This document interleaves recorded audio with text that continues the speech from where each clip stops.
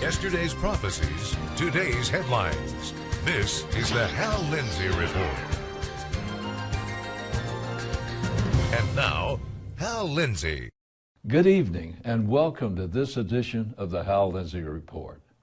For decades, Turkey was the one Middle Eastern Muslim nation to sustain a democracy. There's a good reason for that. Its founder, Mustafa Ataturk, insisted that it must be a secular nation. By the time the Ottoman Empire disintegrated, the people of Turkey were tired of the imam's stifling hold on their lives. They were ready for a secular nation. They made it a part of their constitution. All that changed with Recep Tayyip Erdogan. As a member of the Islamist Welfare Party, he became mayor of Istanbul in 1994. 4 years later, the courts declared Erdogan's welfare party violated the secular constitution. Erdogan was sent to prison in 1997 for inciting violence and religious hatred. By 2001, Erdogan seemed to have a change. He established the Justice and Development Party, known by the initials AKP. The new party was Muslim, but supposedly moderate. It portrayed itself as pro-American. It advocated membership in the European Union. It claimed to support the secular principles of Turkey's constitution. Erdogan became prime minister in 2003 and president in 2014. In his 2012 book, Obama and the Middle East, Fawaz Gerges wrote, "Perhaps Obama's greatest political achievement in the Middle East lay in nourishing an exceptionally close strategic relationship with Turkey and its outspoken, charismatic prime minister, Recep Tayyip Erdogan." From the outset, Obama recognized Turkey's pivotal role in the neighborhood as a force for moderation and stability. Apparently, Barack Obama misjudged Erdogan. He actually turned out to be anything but a force for moderation and stability. Instead, he has become an exporter of terror. At home, Erdogan has crushed his opposition, destroyed any semblance of dissent, and wrecked Turkey's secular constitution. The country is now Islamist. It remains a member of NATO despite violating key NATO provisions on human rights. Alex Alexiev is chairman of the Center for Balkan and Black Sea Studies. Writing for American Thinker, he said, "Turkey, under Recep Tayyip Erdogan, has long ago given up even the pretense of being a democratic polity and is openly pursuing policies detrimental to democracy, the rule of law, and Western security considerations. In short, Turkey has become an Islamist dictatorship every bit as inimical to Western interests as Iran." In 1924, Ataturk instituted an organization called the Directorate of Religious Affairs, or Diyanet.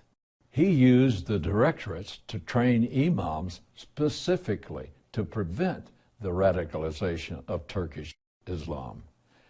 Erdogan has reversed that. He has used the Diyanet to build a core of diehard Muslim clergy loyal to him. He upped the school's budgets and swelled their ranks. Alexiev writes, by 2015, there were 1,961 Imam Hatip schools with more than 1.2 million students and budget of $2 billion. There are 85,000 mosques in Turkey. Why do they need 1.2 million potential imams? Erdogan wants reliable fundamentalists, not just in the mosque, but the military and throughout the government. He also wants to build a European invasion army. He's training these young men for work in other lands, especially Europe and the Balkans. Alexiev continues, few people realize that after the relative retreat of Saudi effort to finance radical Islamic projects in the West, Turkey is increasingly the key actor funding the radicalization of European Muslims. The Diyanet has already funded hundreds of mosques in Europe, especially Germany. It's not an accident that in the country of Turkey itself, Erdogan's recent radical constitutional reforms barely passed in a public vote. But for Turkish citizens living outside the country, the reforms won in a landslide. Turkey is sending imams all over Europe.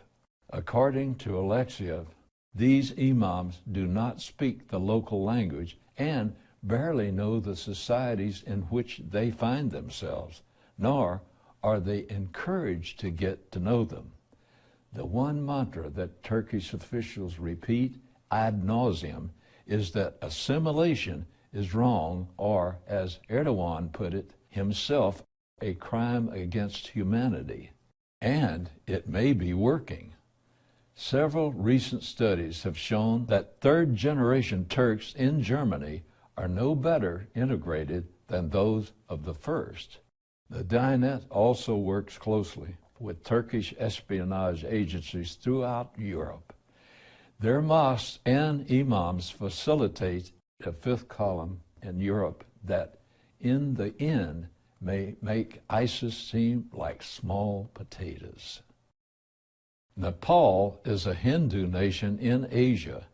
China borders it to the north and India to the south.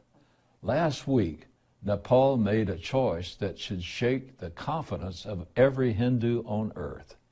It outlawed freedom of conscience. That's not their description, it's mine. But it's accurate. Nepal made religious conversion illegal. Whatever you were born believing, you must keep on believing. They did it to protect Hinduism. But why?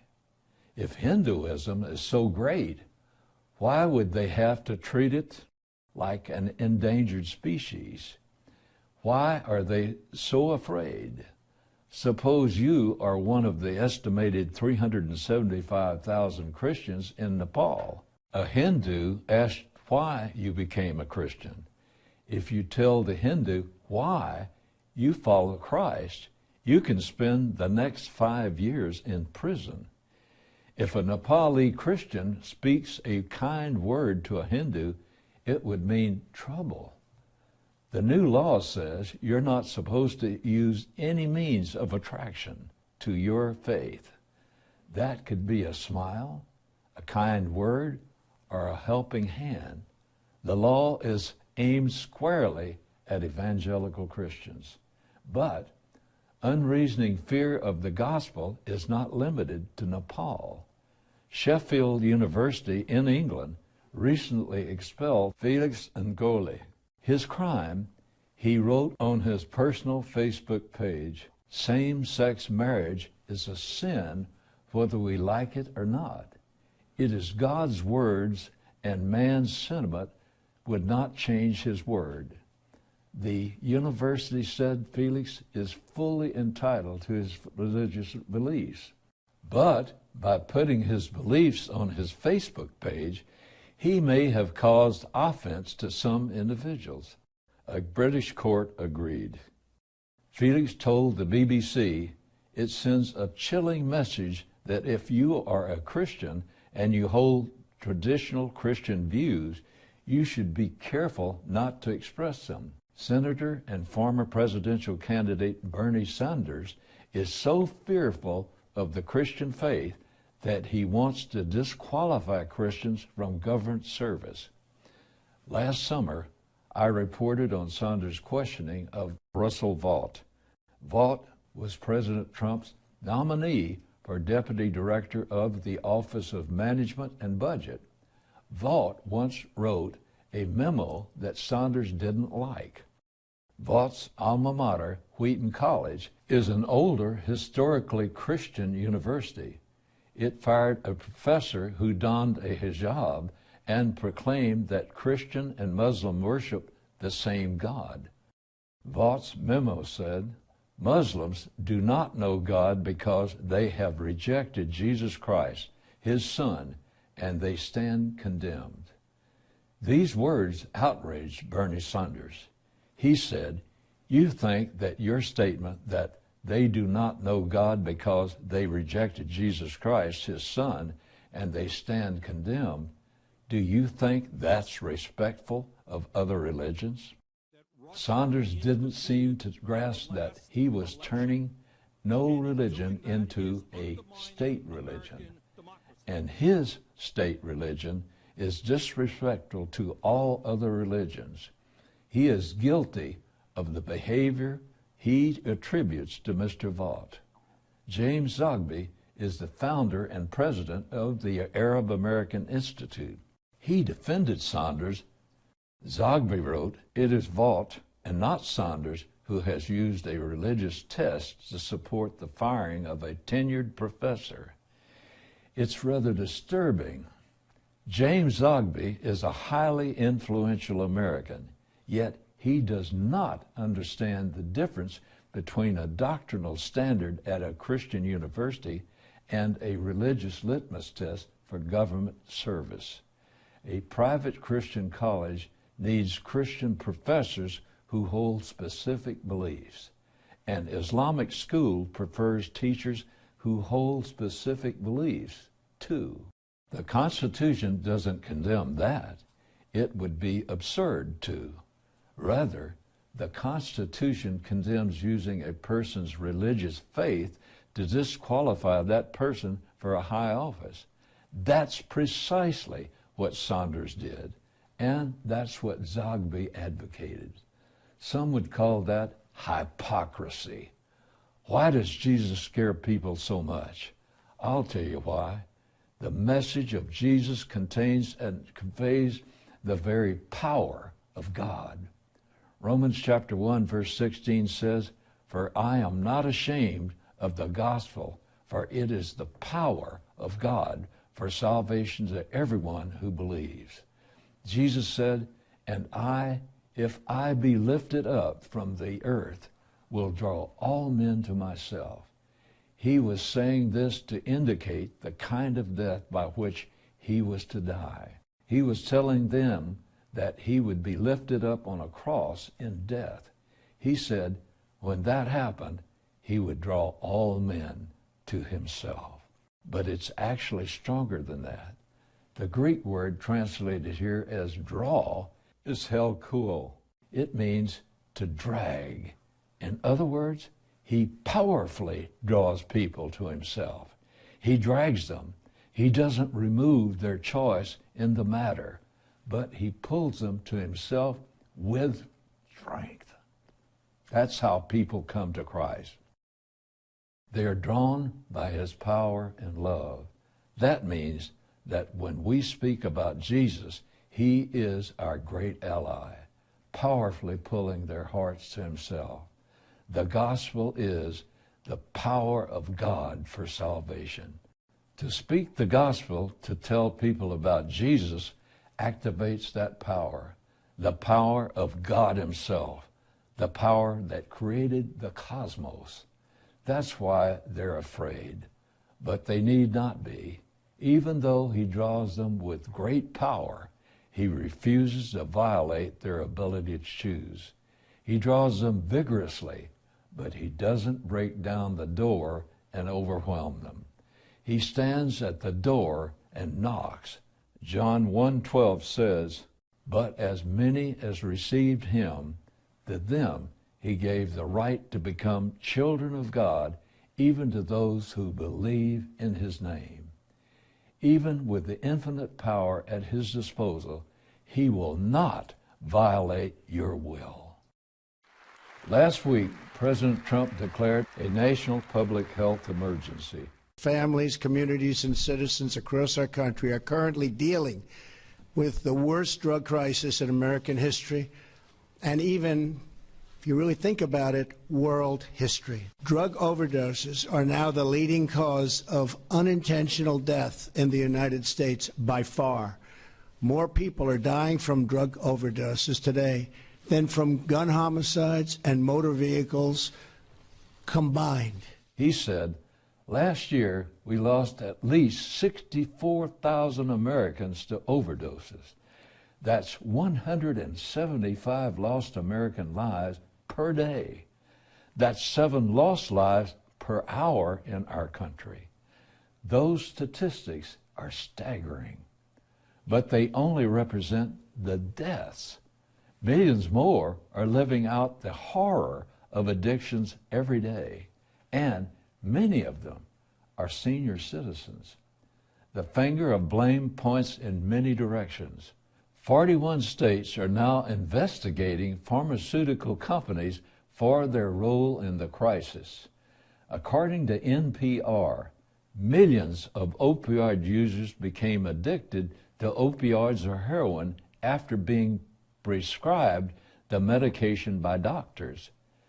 Many doctors in turn said they were assured by the drug makers that the opioids were less addictive or even not addictive. The entertainment industry also carries part of the blame. In music, drugs are normal and cool. On television and in films, drug use has become a joke, and even the strongest heroes are depicted as too weak to cope with life unless they have chemical aids. In difficult times, some Hollywood heroes turn to alcohol or drugs. That seems to reflect Hollywood itself. Screenwriters also love to make fun of Reagan-era anti-drug campaigns like Just Say No and Dare. An ever-growing body of evidence shows that marijuana is an incredibly dangerous substance, but more and more states are making it legal for recreational use. State laws ignore federal statutes, and federal law enforcement allows it. Marijuana is a gateway drug. Marijuana use does not guarantee that the user will go on to stronger substances, but it increases the odds dramatically. None of these street drugs carry the stigma they once did. Heroin was once seen by middle-class young people as the drug of losers, but that well-earned reputation is dying fast. I've discussed the prophetic implications of this before, but let me briefly say it again. Revelation 9:21 speaks of the coming tribulation. They did not repent of their murders, nor of their sorceries, nor of their immorality, nor of their thefts. The word sorceries is a translation of the Greek word pharmakia. That's where we get the word pharmacy.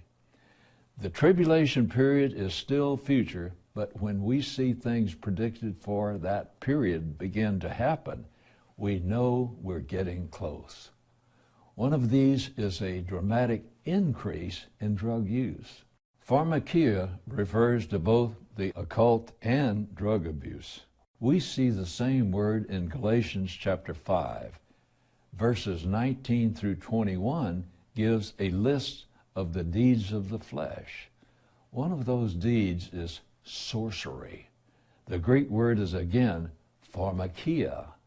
By linking sorcery and witchcraft with drugs, we begin to see where the whole thing originates. This kind of mind-altering drug use is closely linked to pagan or demonic rites. I don't mean to imply that Christians don't get hooked on those things. They can, and they do. But I'm pointing here to the deeper problem, the human condition that intensifies our vulnerability to addiction. This is a physical problem with deep spiritual roots. In the 1600s, Blaise Pascal summarized our problem. What else does this craving and this helplessness proclaim but that there was once in man a true happiness of which all that now remains is the empty print and trace. This he tries in vain to fill with everything around him, seeking in things that are not there the help he cannot find in those that are. Though none can help, since this infinite abyss can be filled only with an infinite and immutable object. In other words, by God himself. In recent days, the curtain has been pulled back on the high glamour of Hollywood. We suddenly see it for what it is, a place of broken hearts and empty hedonism. The opioid epidemic comes from the same place. People have a craving and they don't know what it is. There's an emptiness inside. Pascal called it this infinite abyss. He said it can be filled only with an infinite and immutable object. In other words, by God himself. Maybe that's you. Maybe you're searching for a feeling that you never really had, a home you've never quite known. The answer is Jesus, and he's as close as your next breath. Jesus purchased our redemption on the cross with his life. He now offers it to us as a gift. You have the opportunity to stand before God today with a clean record. We're not used to receiving things without someone wanting something in return. We've been taught since childhood, if it sounds too good to be true, it probably is. But I assure you, there's no fine print in the contract of salvation. God offers pardon, and all we have to do is accept it. Jesus said, "Come to me, all who are weary and heavy laden, and I will give you rest." Earlier, I quoted John 1:12, "But as many as receive him, to them he gave the right to become children of God, even to those who believe in his name."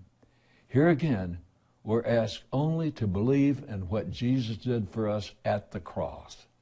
Then God gives us the power to become his children. Jesus purchased a pardon from sin for all mankind, but not everyone chooses to accept it. In 1829, a man named George Wilson was convicted of robbing the U.S. mail. He received the maximum sentence for that crime. In those days, that meant death. Influential friends interceded on his behalf. President Andrew Jackson granted Wilson a full pardon, but Wilson refused to accept it. Friends took his case to court, insisting that he be pardoned even if he didn't want it. In 1833, that case went to the Supreme Court. They ruled a pardon is a deed to the validity of which delivery is essential, and delivery is not complete without acceptance. It may then be rejected by the person to whom it is tendered, and if it is rejected, we have discovered no power in the court to force it upon him. God works the same way. He offers the pardon, but delivery is not complete without acceptance. You have to accept his gift. Some will spend eternity separated from God in bitter anguish of soul and body. They will do so not because there isn't an alternative, but because they won't accept the pardon that already has their name on it. But once you accept the pardon, you're forever free. If you've never done so before, why not take this moment to thank Jesus Christ for dying for you personally and accept his gracious pardon and forgiveness? You'll be eternally glad you did.